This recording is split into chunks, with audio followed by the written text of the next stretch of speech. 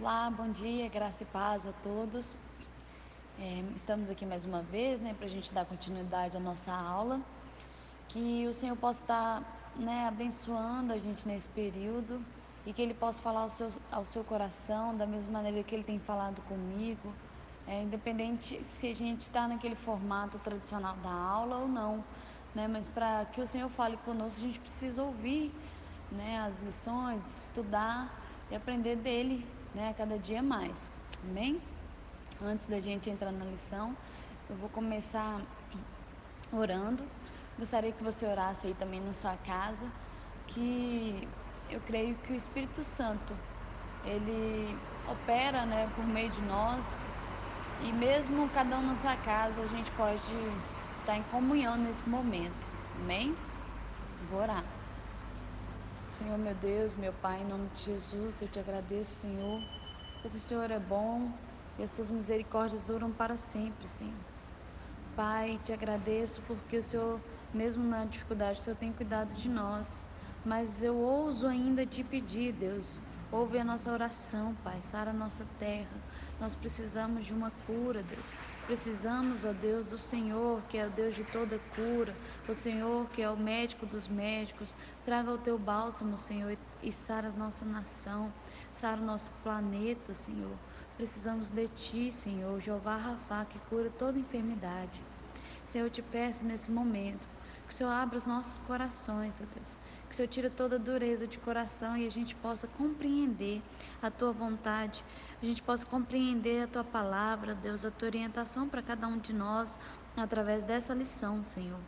Em nome de Jesus, Senhor, que o Teu Espírito venha convencer cada um, Deus, do que for errado, Deus, em nome de Jesus. Para honra e glória do Teu santo nome, Pai. Amém. Amém. Vamos ler lá, a gente vai dar continuidade, então, à nossa lição da revista. E hoje a gente vai falar sobre o casamento cristão. Tá na página 52. Gostaria que você que tem a apostila abrisse lá. E o nosso texto de hoje ainda é o capítulo 5 de Mateus. O versículo é o 27 e a gente vai ler até o 32, que diz assim: Ouvistes o que foi dito, não cometerás adultério. Eu, porém, vos digo que qualquer que olhar para uma mulher com intenção impura em seu coração, já cometeu adultério com ela. Se o teu olho direito te leva a pecar, arranca-o e o lança-o fora de ti, pois te é mais proveitoso perder um dos teus membros do que todo o seu corpo ser lançado no inferno. E se tua mão direita te fizer pecar, corta-a e atira para longe de ti, pois te é melhor que um dos teus membros se perca do que todo o seu corpo seja lançado no inferno. Foi dito também: aquele que se divorciar da sua esposa deverá dar a ela uma certidão de divórcio. Eu, porém, vos digo: qualquer que se divorciar da sua esposa, exceto por imoralidade sexual, faz com que ela se torne adúltera, e quem se casar com a mulher divorciada estará cometendo adultério. Amém? Esse é o tema da lição de hoje. Nós vamos dividir ela em duas partes. A primeira parte a gente vai falar do adultério e a segunda parte, essa parte aqui do que Jesus falou do divórcio. Amém? Esse assunto, ele é de suma importância para nós que somos cristãos, porque assim como Jesus ele declarou do homicídio, a gente viu nas duas últimas aulas, que ele falou que a raiva, o ódio também era considerado homicídio. Ele traz o adultério um pouco mais amplo do que só a lei que está lá em Êxodo capítulo 20, versículo 14, em Deuteronômio também vai dizer, acho que Deuteronômio capítulo 5, verso 18, não adulterarás. Então, Jesus ele traz num âmbito mais amplo, do sentido de só cometer o ato ilícito em si. Então, Jesus, assim como a raiva, a cobiça também é um adultério. A cobiça no sentido de desejar com impureza, né, no coração. Se você tiver vontade, olhar e cobiçar, desejar, né, isso o Senhor Jesus considera também como adultério. Então Jesus, ele considera o adultério tão grave, né, o adultério, na verdade, a cobiça tão grave quanto o adultério em si. Se você, né, já tiver a intenção, o Senhor Jesus, ele já considera como adultério. E a gente precisa entender que o casamento, por que eu falei que esse é de suma importância para nós? Porque o casamento, ele é plano divino. Deus tem um propósito no casamento. É num casamento que uma família começa. É num casamento que a gente consegue ver, assim como Jesus é filho e nós somos filhos cordeiros através de Jesus, então, através da família, a gente consegue ver o plano de salvação de Deus, né, para resgatar aquilo que foi perdido. A gente percebe na família, por exemplo, eu tenho irmãos, eu amo os meus irmãos, eu sei que eu posso contar com eles para qualquer coisa e vice-versa, eles sabem também, eu sei que é recíproco. Então, o Senhor nos coloca como irmãos em família primeiro para entender como que é família no corpo, né? Como eu preciso me colocar na posição de irmão verdadeiramente, não só aquele irmão, só a palavra, ô irmão, quando você não lembra o nome da pessoa, fala, ô irmão, ou então vira para o irmão da direita, não é só nesse sentido, é para você levar, considerar verdadeiramente como irmão. Então Jesus coloca a gente numa família primeiro, a família de sangue, como se fosse um simulado para a gente entender o reino, né? Deus se coloca como pai e a gente precisa entender que somos filhos. Jesus e o nosso irmão, né? Mediante o seu sangue, o seu sacrifício. E então a gente vê quão importante é a família, quão importante é o matrimônio, né? Como eu amo o meu marido, eu preciso entender que eu preciso amar Jesus, né? Assim como eu percebo o cuidado de Deus com a sua noiva, com o seu corpo, né? O relacionamento, eu preciso entender que eu preciso manter esse cuidado assim na minha família, porque é assim que é o reino, é assim que a gente aprende a viver em comunhão, né? Trazendo aqui para quando a gente está congregando, trazendo o mesmo sentimento que há em casa, né? E a gente precisa cuidar em casa para que não ocorra o contrário, para que na igreja eu tenha mais comunhão com o povo aqui do que na minha casa. E o que o Senhor quer é que a gente tenha cuidado com a nossa família, né? Eu posso citar vários versículos, desculpa, vários versículos que o Senhor, né, considera a igreja, né, como noiva.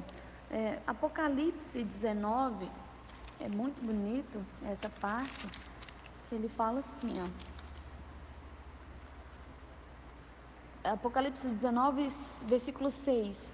Então ouvi algo semelhante ao som de uma grande multidão, como o estrondo de muitas águas e poderosos trovões, que bradava, aleluia, portanto o Senhor nosso Deus, o Todo-Poderoso já reina.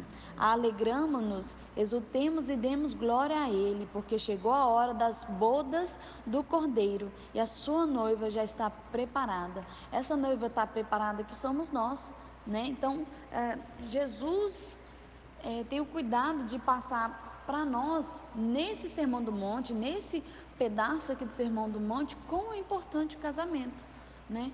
Se você é casado e você acha que você pecou contra sua esposa só quando você cometeu um ato ilícito do sexo fora do casamento, Jesus está falando que você está enganado, porque só o fato de pensar ou cobiçar outra pessoa que não seja a sua esposa, você já também está condenado ao mesmo juízo de um adultério. Amém? Então é isso que o Senhor está falando para nós. Então, o Senhor espera que a gente tenha cuidado com a nossa família, tenha cuidado nos relacionamentos. Como que a gente vai cuidar, né? O Senhor, Ele dá aqui na Bíblia as dicas de como que a gente deve fazer, né? Olha só, o matrimônio, o nosso matrimônio, a questão do casamento tem que ser muito importante para cada um de nós. Você está falando que não é para casar? Eu estava lendo um livro esses dias que diz que o casamento é plano divino. Paulo, ele até defende, tem a parte que alguém pode dizer o celibato, mas ele não anula o casamento, né? Ele fala do casamento lá em Coríntios e deixa claro quão importante é o casamento, né? A questão até dos papas, a questão do não casar, isso vai contra a orientação divina. A questão, né, dos padres e tudo, não é só por não pode, mas a orientação divina é casamento, institui família. Isso que Deus viu lá no começo, viu que Adão estava sozinho, ele viu que era ruim estar só, né? Mas que desde que a gente case, a gente cuide do nosso casamento, né? E não é a primeira dificuldade que a gente vai desistir. A gente vai falar isso semana que vem sobre o divórcio. O adultério, no termo jurídico, é uma violação, uma transgressão de regra essa de fidelidade conjugal, imposta aos cônjuges pelo o contrato matrimonial. Então é feito um contrato ali, por isso que você casa num cartório primeiro, né? Independente se você casa numa igreja, o casamento no cartório é para você estar de acordo com a lei. Só que desde 2005 o adultério ele deixou de ser crime, mas até 2005 ele era considerado crime perante a lei também. Mas mesmo não sendo crime, o divórcio, os termos legais né, que pode levar a um adultério são muito complicados em questão da lei, né? Isso pode ser muito delicado. Então, num termo extenso, se a gente for olhar a classificação de adultério, é uma infidelidade estabelecida por relação carnal contra o parceiro, que não o companheiro habitual. Isso né, de acordo com o dicionário, de acordo com o que a gente pesquisa, é o adultério. Uma pessoa casada se comprometer com outra pessoa e essa que é casada está em adultério, enquanto se a outra não for casada também está em fornicação, mas tem o mesmo peso de adultério. Mas o que Jesus, esse que é o importante para nós como cristãos, o que Jesus fala sobre o adultério?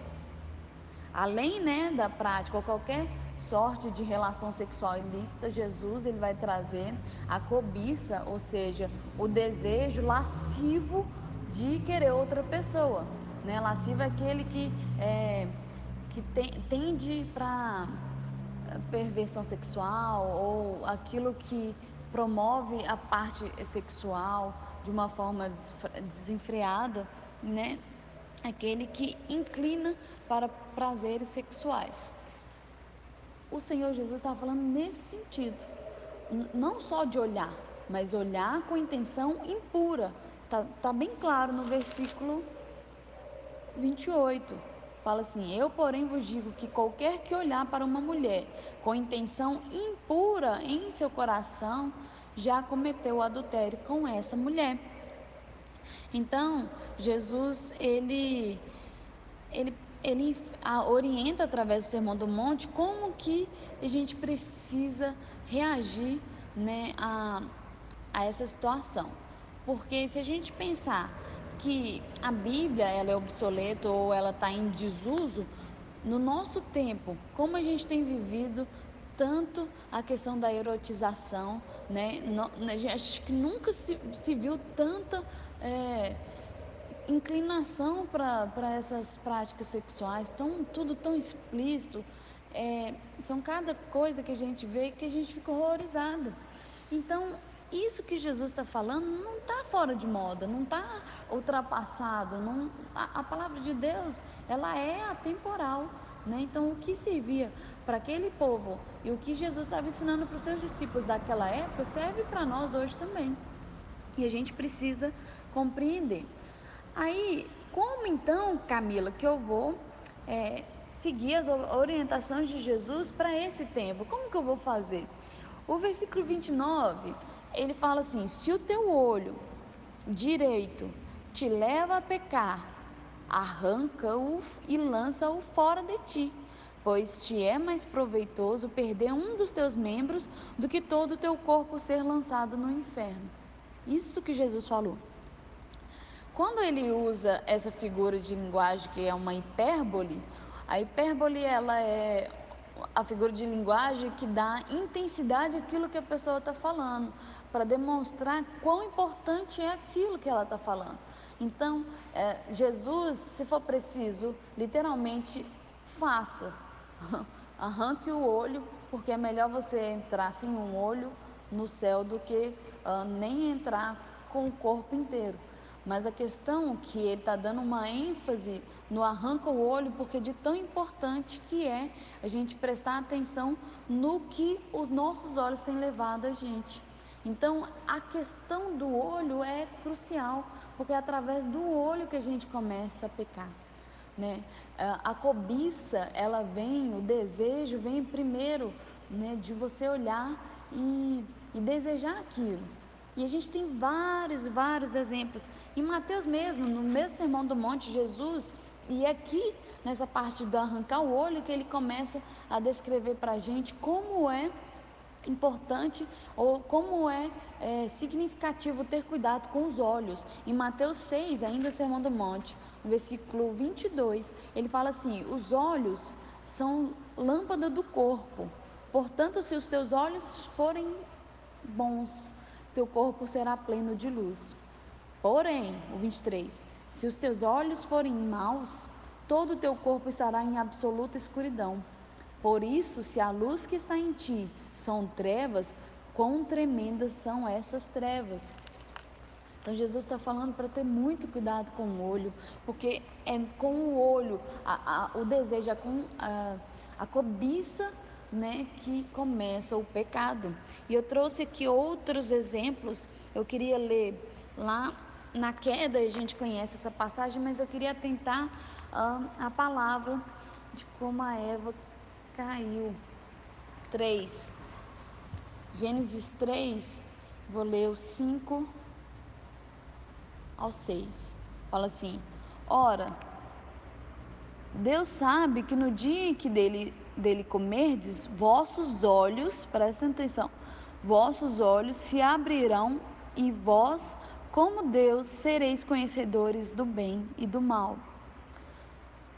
Quando a mulher observou, ou seja, observou que a árvore realmente parecia agradável ao paladar e muito atraente aos olhos, além de tudo, desejável para ela se obter sagacidade, tomou do seu fruto, comeu-o e o deu ao seu marido, que estava em sua companhia, e igualmente comeu. Então, o olho, né? É interessante que antes, às vezes a árvore está lá há tanto tempo, o fruto está lá, ela nem reparou, mas assim que a serpente falou para ela, né, ela escutou, então ela reparou, ela observou, né, observou a árvore, e aí o fruto pareceu muito, né, agradável ao paladar e muito atraente aos olhos. Ela já olhou com outro tipo de olhar para aquele fruto que antes não podia. Tem outra história também, muito conhecida por nós, que é em 1 Samuel, ou segunda, acho que é 2 Samuel, capítulo é o 11, que vai, quando Davi, o que ele faz? 2 Samuel, capítulo é o 11, versículo é o 2, diz assim: um dia, após o almoço, Davi levantou-se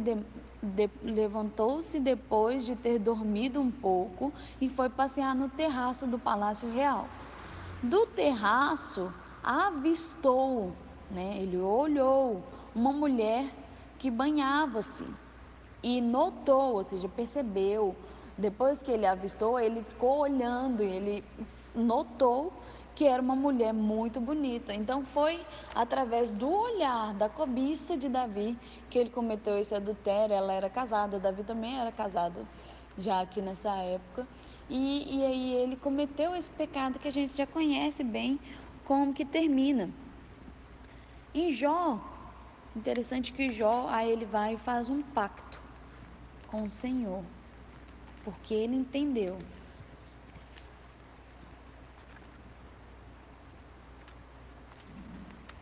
que dos olhos era a ruína do homem. Dos olhos não, né? De olhar e cobiçar. Por isso que a gente precisa colocar como sentinelas, vigiando aquilo que a gente vê, né? Vigiando mesmo. Eu queria ler Jó, capítulo o 31, o verso é o primeiro. Fala assim: estabeleci um pacto com os meus olhos, de não atentar com cobiça por donzela alguma. Então, Jó, ele aqui está reiterando a sua integridade, né? Já é no capítulo 31, e aqui ele fala: olha, eu estabeleci um pacto com meus próprios olhos, né? Para eu não atentar com cobiça por nenhuma outra donzela. E a única coisa que Jó não perdeu aqui foi a sua esposa, né? Ele manteve o casamento. Olha tudo que aconteceu com Jó, né? E ele manteve o casamento ali. Então, o Senhor, ele traz de uma forma exagerada para a gente entender a importância. Não significa que você vai literalmente arrancar o olho, mas se preciso for, faça isso. Tem até que tomar cuidado, né? Porque às vezes, o pessoal, não estou falando para você arrancar o seu olho, não. Em 1 João, capítulo 1, verso 9, vai dizer que o sangue de Jesus nos purifica de todo pecado. A gente precisa entender que quando eu me arrependo, que é deixar de praticar aquilo, o Senhor, o sangue de Jesus, ele é poderoso para fazer, né, para perdoar e fazer infinitamente mais. Amém? A outra parte que Jesus fala é da mão. E se tua mão direita, né, te fizer pecar, corta-a e atira para longe de ti, pois é melhor que um dos teus membros se perca do que todo o teu corpo seja lançado no inferno. Então, significa que cortar as mãos, né, deixar de apalpar, às vezes deixar de pegar menos, né, para não cair em tentação. Então, tem certas coisas que a gente pode evitar, certo? É um conselho singelo que o Senhor está falando, para quem entende. Mas, não precisa ficar tocando tudo, não.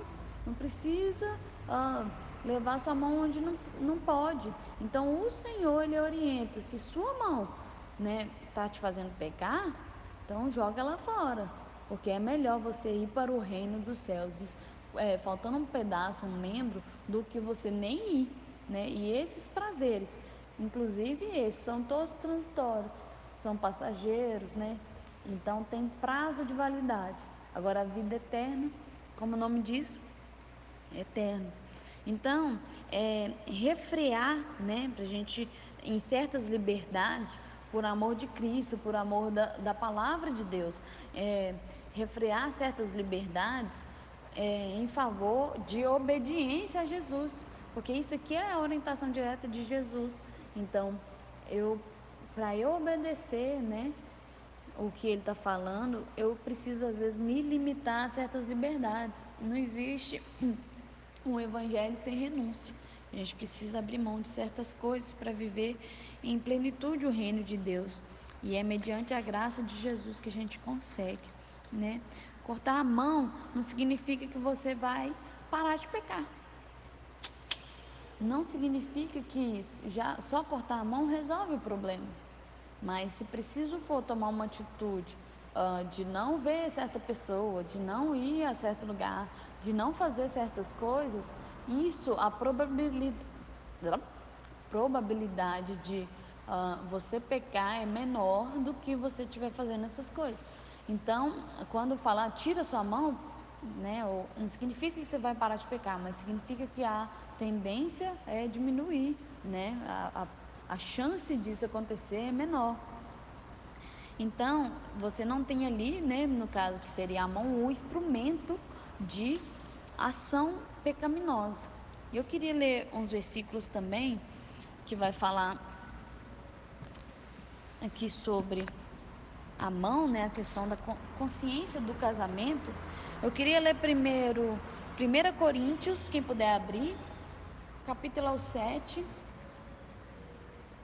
1 Coríntios 7, versículo 2 e 3, fala assim: porém, por causa da imoralidade, cada homem tem a sua esposa, e cada mulher o seu marido. Então, Paulo, ele está orientando sobre os princípios da vida conjugal.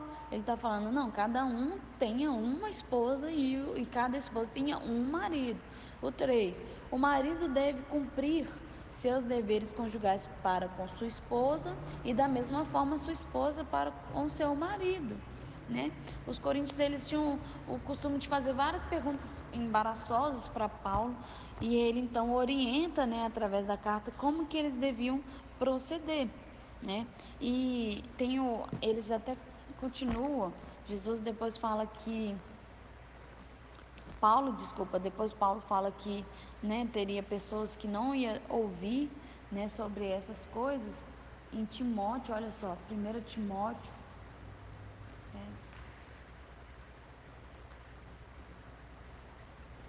1 Timóteo capítulo 4,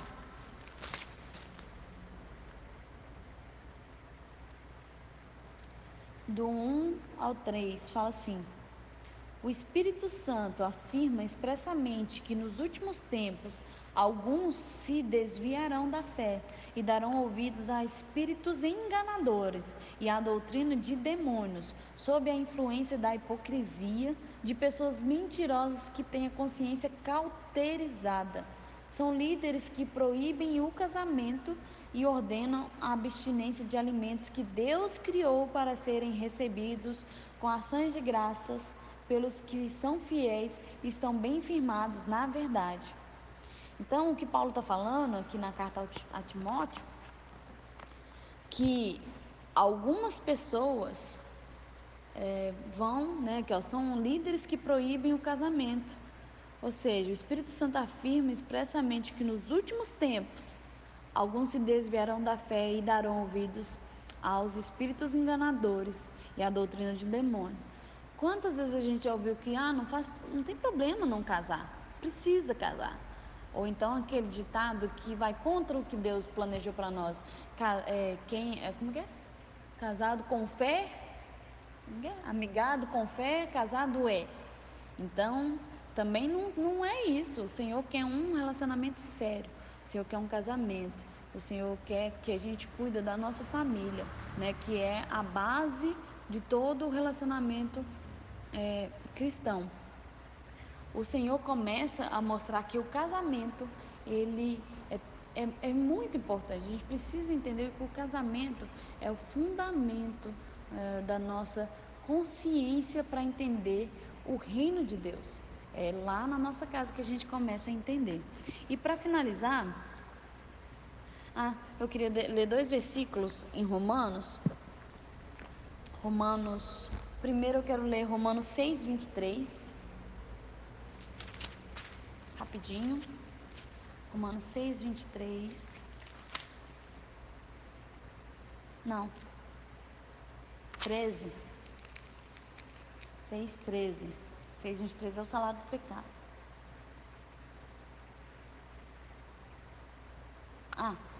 Fala assim, tampouco entregais os membros do vosso corpo ao pecado, como instrumentos de iniquidade. Antes consagrai-vos a Deus, com quem fostes levantados da morte para a vida, e ofereçais aos vossos membros do corpo a Ele, como instrumento de justiça. Lembra aquela lição que a gente viu sobre elevar a justiça? É nesse sentido, consagrar a nossa vida, o nosso corpo ao Senhor.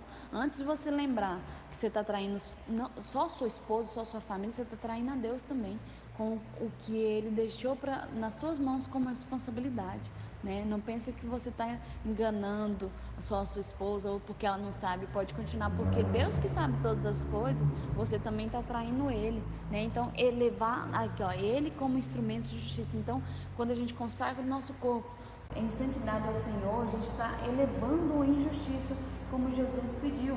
O outro é 12:1, que a gente conhece, né, para oferecer como o culto racional, 12:1, como sacrifício vivo a Deus, né? Nosso corpo é templo do Espírito Santo e a gente precisa tratar ele como tal, né? Impureza no casamento e lembrar que o adultério é prática ilícita contra Deus, né? E como, Camila, para a gente terminar, como que a gente consegue isso? Como que a gente esforça, além de perceber, se preciso for, eu vou, né, eu vou me retirar de certos lugares, ou então, só um minutinho, gente. Ou então eu vou me retirar de certos, como a orientações que tem aqui, ou eu vou me retirar de certos lugares, ou eu vou também buscar do Senhor. É isso que eu queria falar. Deus é a fonte de poder que nos ajuda a controlar a carne. O seu Espírito Santo, né? O Espírito de Deus nos purifica. 1 João 1:9. O sangue de Jesus nos purifica de todo pecado. 1 Coríntios 6:11.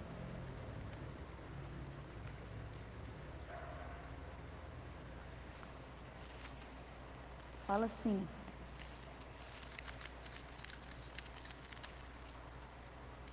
assim fostes alguns de vós, contudo vós fostes lavados, santificados e justificados em nome do Senhor Jesus Cristo e no Espírito Santo de Deus.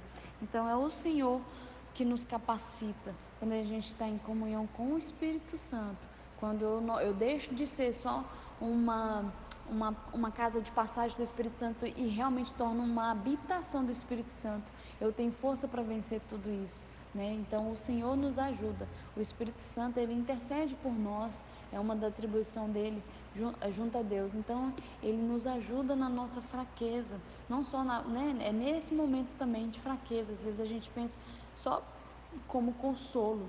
Ele é o nosso consolador, mas ele é o nosso, também intercede por nós junto a Deus. Então o Espírito Santo, ele consegue nos dar força para vencer isso, e a gente considerar a nossa família tão importante, dar a importância que o Senhor dá para ela, né? A gente precisa entender o quão importante é a família, o matrimônio, tudo isso que o Senhor nos colocou como responsabilidade.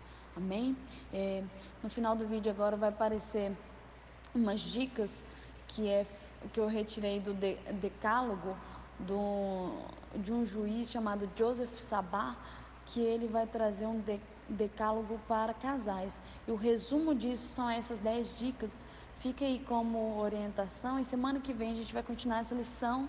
A gente vai falar sobre ainda o casamento cristão, mas a parte do divórcio, que a gente leu o 31 e o 32 do versículo.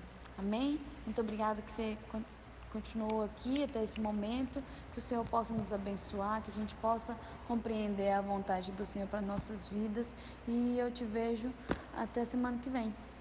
Obrigada.